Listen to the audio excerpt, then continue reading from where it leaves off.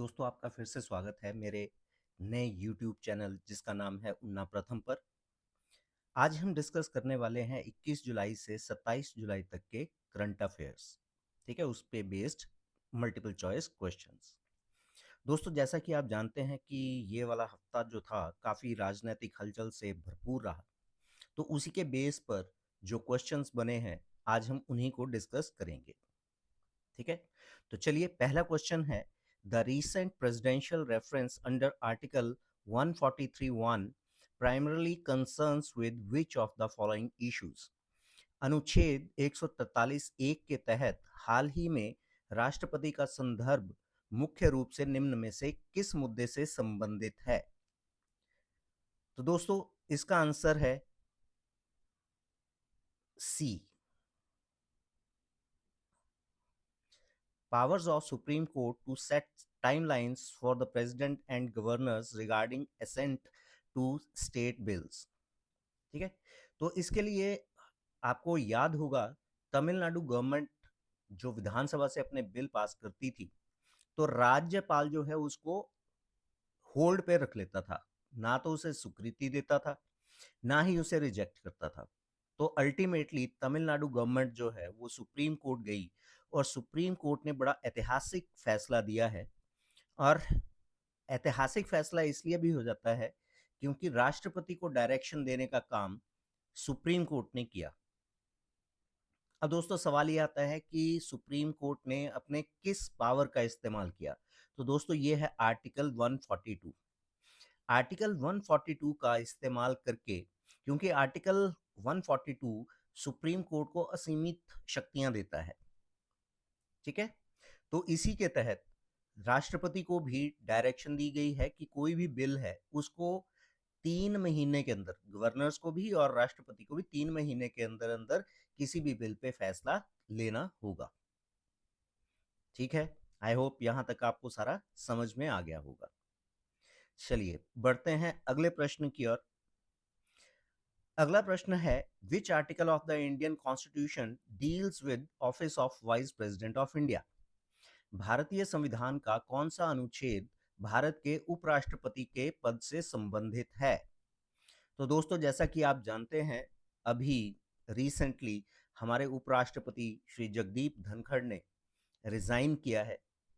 तो क्वेश्चन है कि हमारे संविधान का कौन सा आर्टिकल है जो उपराष्ट्रपति से संबंधित है?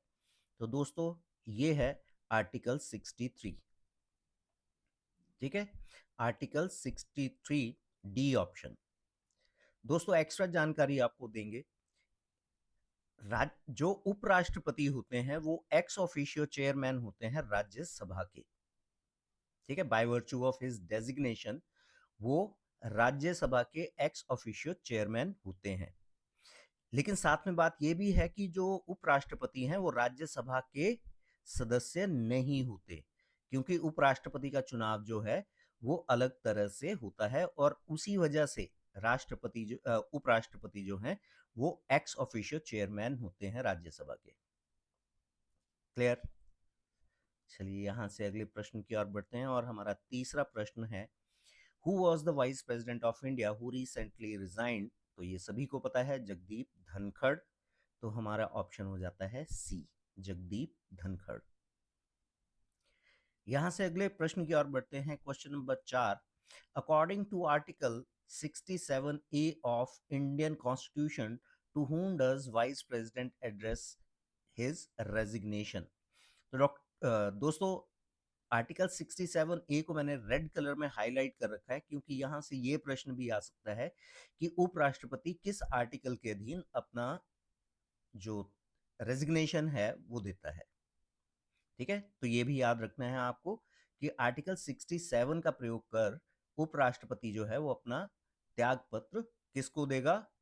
तो ये देगा प्रेसिडेंट ऑफ इंडिया को, यानी राष्ट्रपति को।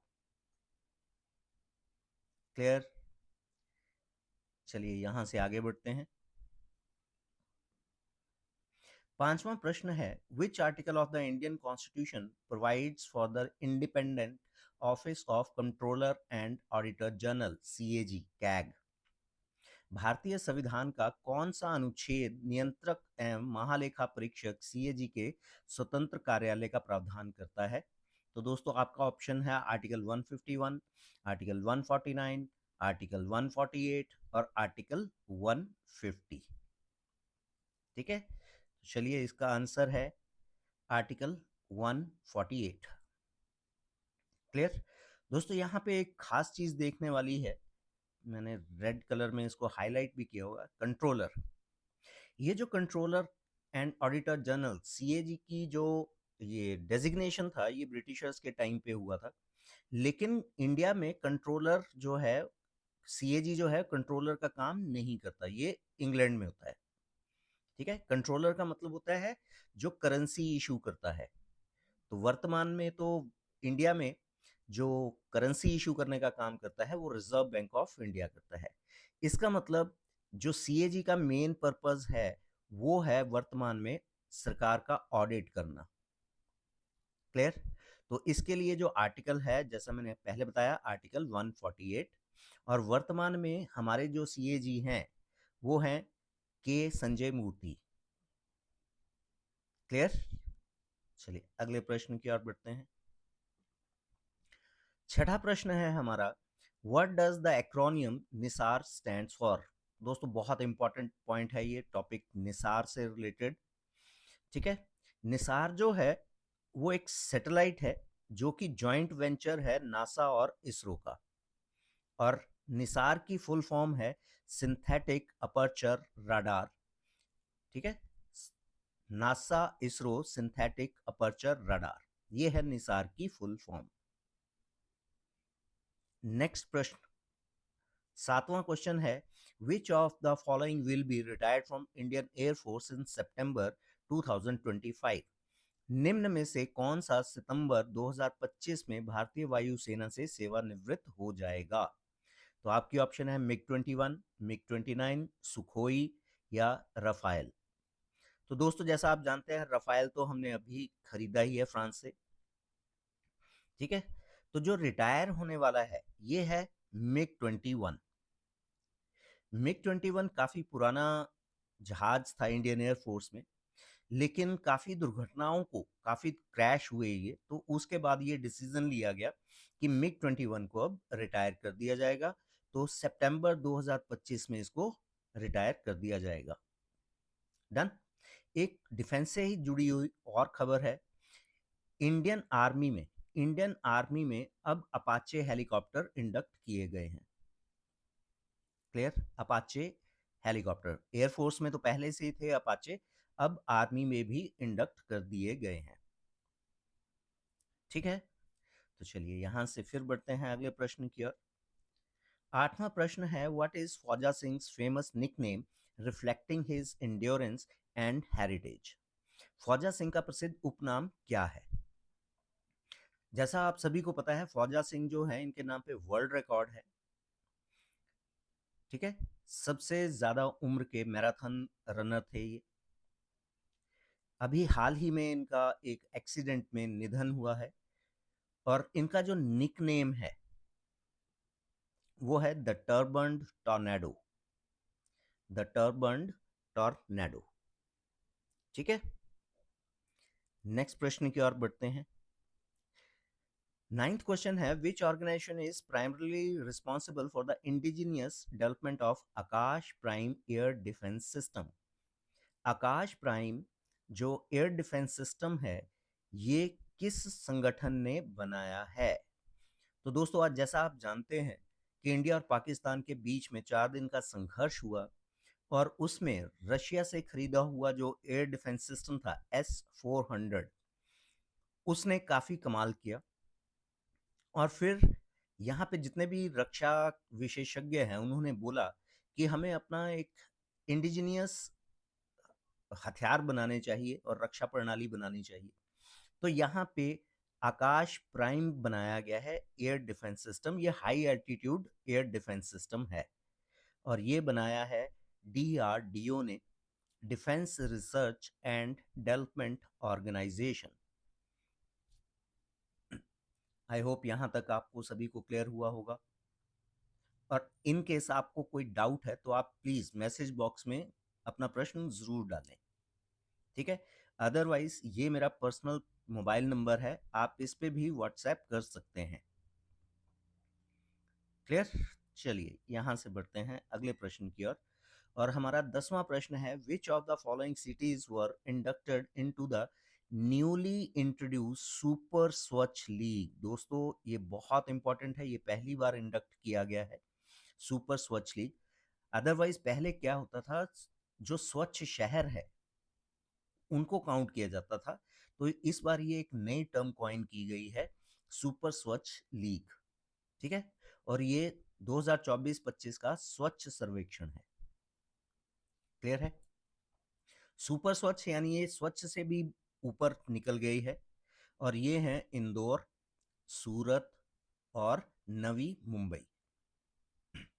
तो ये आपको याद रखने हैं, इस बार 3 जो शहर हैं ये सुपर स्वच्छ लीग में आए हैं।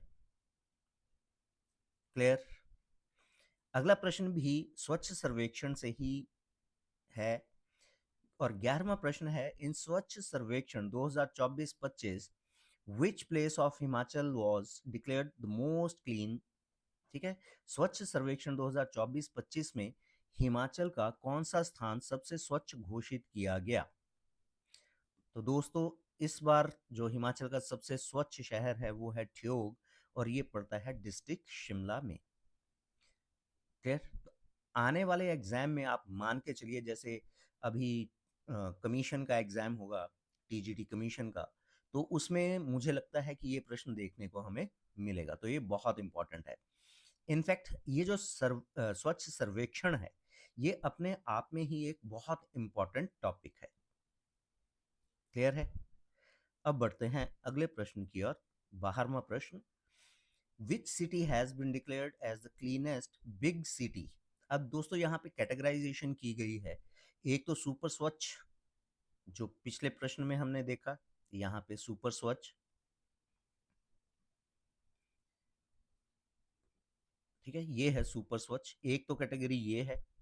इसके बाद यहाँ पे हिमाचल का आ गया, और ये वाला जो है ये बिग सिटीज, बड़े शहर जिनकी आबादी 10 लाख से ऊपर है, वहां पे जब ये सर्वेक्षण किया गया 2024-25 में, तो सबसे स्वच्छ जो शहर घोषित किया गया है इस बार, वो किया गया है अहमदाबाद। ठीक है दोस्तों, पहले नंबर पर अहमदाबाद है, दूसरे नंबर पर भोपाल है, और तीसरे नंबर पर लखनऊ है। तो 1, 2 और 3। क्लियर? आई होप यहां तक सारा क्लियर हो गया होगा आपको। बढ़ते हैं 13वें प्रश्न की ओर।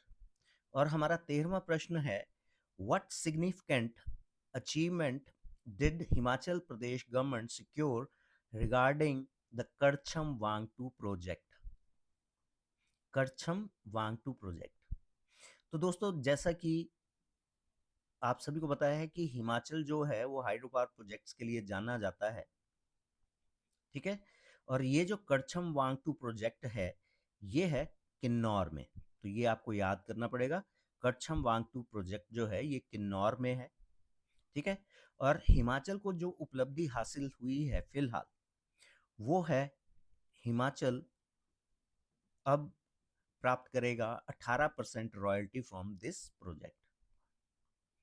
ठीक है, तो रेवेन्यू की हिमाचल में पहले से ही कमी है, तो आई होप ये प्रोजेक्ट कुछ हेल्प करेगा हिमाचल सरकार की।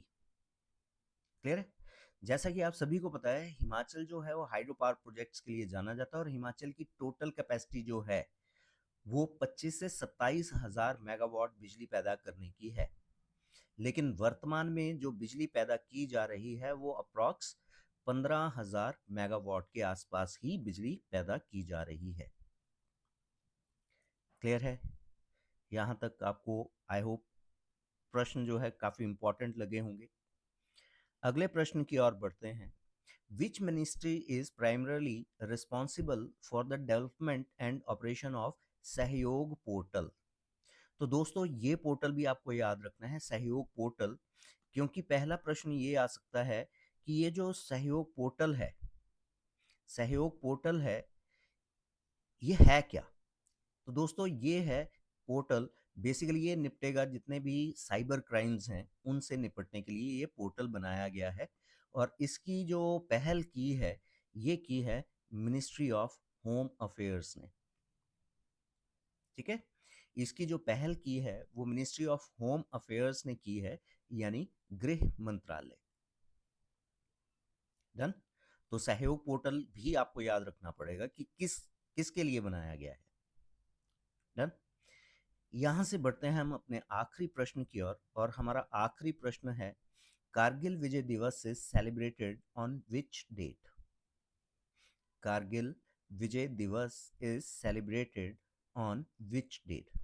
दोस्तों जैसा आपको पता है, 1999 1999 में भारत और पाकिस्तान के बीच में युद्ध हुआ था।